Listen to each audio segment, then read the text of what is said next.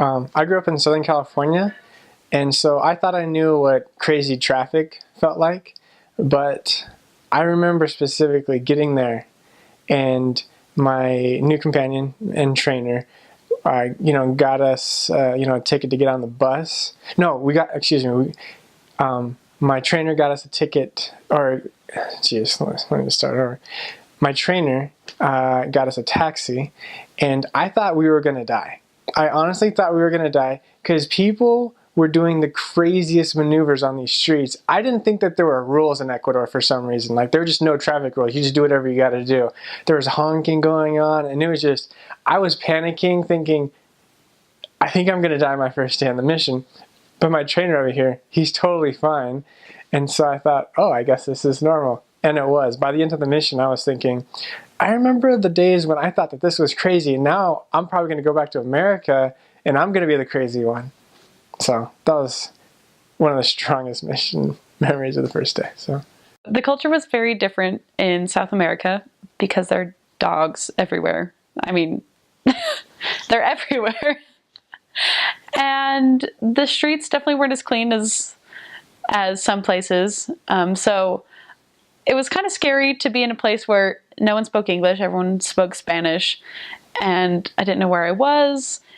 In the MDC, we could leave on P days and go to the temple there in Lima and go to a couple other stores that they had around there.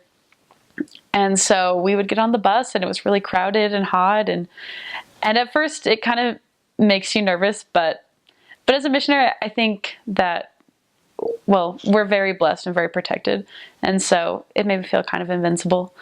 But that definitely helped, remembering I'm a missionary and being a good example to those around you. I think it helped the people down there respect you more, and so you were in less danger than if you were just a tourist, But definitely that was probably the biggest culture shock is the environment.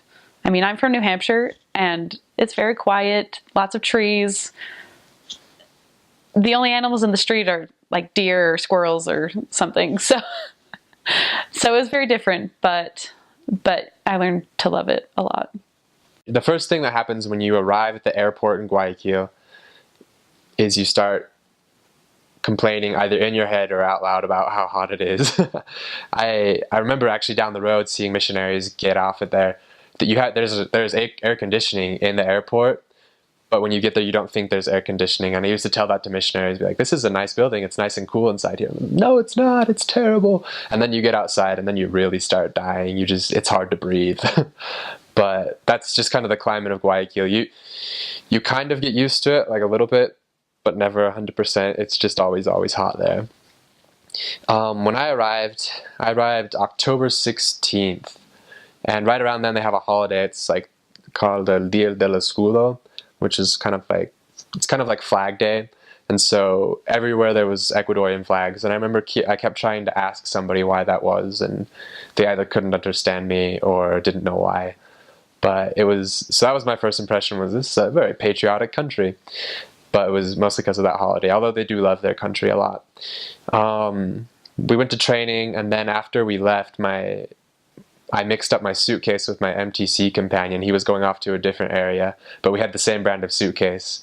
Luckily, we caught that, and we were able to drive back and exchange suitcases, because I was going to a town called Zamora, which is 12 hours outside of Guayaquil by bus.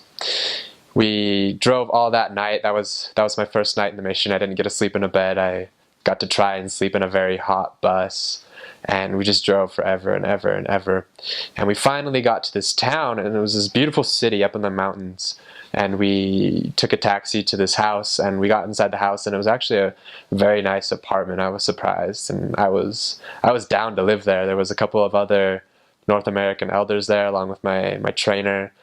But we got to sleep for a couple hours then. But then when we woke up, I realized it wasn't my apartment. It was the zone leader's apartment, and we weren't even in the correct city yet. And so then we got to go over the mountains, and I think I got a little bit of altitude sickness or something. I felt a little strange, but on the way back down, it was fine. The mountains there, the Andes, they're absolutely beautiful. It's like the Emperor's New Groove, essentially. They're just these green, pointy mountains with clouds covering them.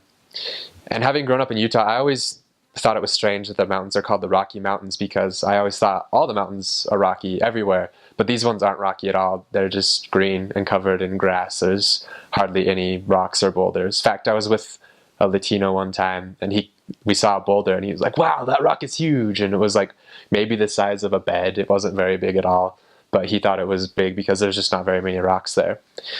Anyways, so we finally got to our apartment, and it was not as nice as the zone leader's apartment. It was very small, and it was filled with cockroaches. And that was my first experience in the mission. Just wasn't too excited about the apartment. Although in hindsight, it was actually still a pretty nice apartment.